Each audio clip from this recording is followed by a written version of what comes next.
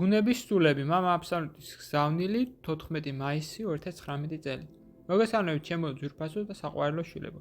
დღეს მოგიყვებით კიდევ ერთ ცივილიზაციაზე, რომელიც იმისთან მიუხედავად რომ დაფარულია თქვენი თვალთახედვის არიდან ახდენს დისკრეტის გავლენას თქვენს ცხოვრებაზე.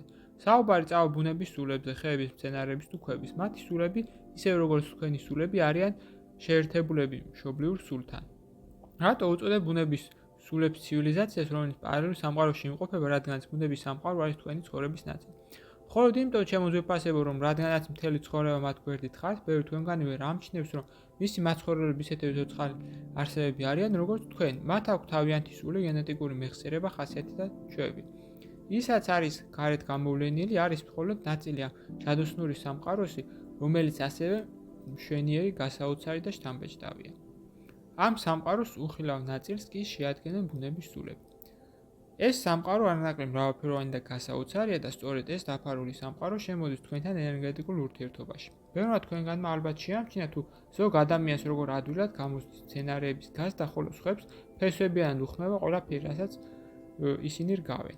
ამგვარად ვლინდება მცენარეული სამყაროს დამოკიდებულება ამა თუ იმ ადამიანის ენერგიებთან მიმართებით.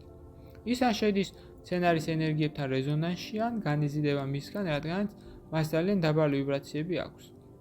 მაგალითად, ნათელ ადამიანს, რომელსაც სუფთა სული აქვს, შეუძლია გააცოცხლოს გახმობის პირასყოფი ხე ან დაწნობის პირასყოფი მცენარე, ხოლო უხეშ და აგრესიულ ადამიანს შეუძლია დაღუპოს ის მცენარეც კი, რომელიც სრულიად ჯანმრთელი იყო. თუმცა დაუბრუნდეთ მცენარეების სულებსა თქვენ ცხოვრებაში მათ როლს. ეს სულები არიან ყველა შესაძლო მცენარის ემანაციები და ისინი დაკავშირებული არიან თქვენს პლანეტაზე მცენარეთა სამეფოს მთავარ სულთან, რომელიც იღებს მთელი ინფორმაციას ამ უსასრულო მრავალფეროვნისგან. ეს ძალიან რთული და მრავალგანზომილებიანი ენერგეტიკული სტრუქტურა, რომელმაც მოიცვა მთელი თქვენი პლანეტა. რა თქმა უნდა, საკუთარი სული არ ყავს ყოველ მცენარის ფოთოლს, ყვავილს ან ხეს. ეს არის უფრო გარკვეული სახის მცენარეების სულები, მაგალითად, მუხებისა და არყის ხეების, ვარდებისა და იების, მარცვლოვანებისა და პარკოსნების, ყველა სახეობის ხილისა და ბოსტნეულის. თუმცა სწორედ ის მცენარეები, რომლებსაც საკვებად მოიყვართ, გრძნობენ პირველ რიგში ადამიანის დამღუპელ ზეგავლენას. მაგალითად, მცენარის გენეტიკაში ნებისმიერი ჩარევა, რაც ახლა საყოველთაოდ ხდება, ვლინდება ჯენეტიკურ დონეზე, სადაც სრულიად მახინჯდება მასში ჩადებული პირვანდელი ღვთაებრივი პროგრამა და შემდგომ ჩაუნდის ფიზიკურ დონეზე იმ ნაყოფის სახით, რომლითაც მოაქვს დიდი ზიანი ადამიანისთვის.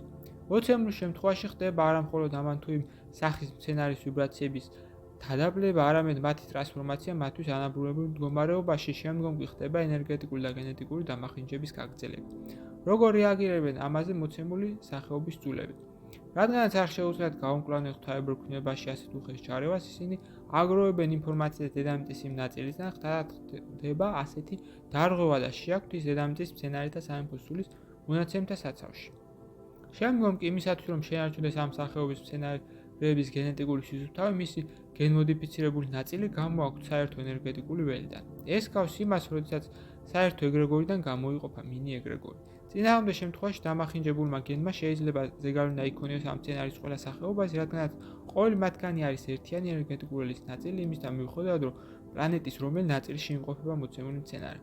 ეს შეიძლება შევადაროთ პროზორიუმს, სადაც მიდიან კეთრით დაავადებული ადამიანები, რათა მათ სხვები არ დაავადონ. ამგვარად ადამიანის დანაშაულებრივი ქმედება შეეხო უდანაშაულო ბუნების სამყაროსაც ადამიანისთვის უხილავ მის ნატიფ მატერიალურ ცხოვრებასაც. ამაზე გავჩერდებით დღეს. მამა აბსოლუტი, რომელსაც განუზღროთ უყვარხართ საუბრობად თქვენთან. გზავნილი მიიღო მართან, თარგმნა წაიკითხა გოჩა. ვიდეოს ბოლოს მსურს შემოგთავაზოთ კურსი, რომელიც დაგეხმარებათ გაიაროთ ეზოთერიკის საფუძვლები და უკვე დღესვე დაიწყოთ თქვენი ცხოვრების უკეთესობისკენ შეცვლა.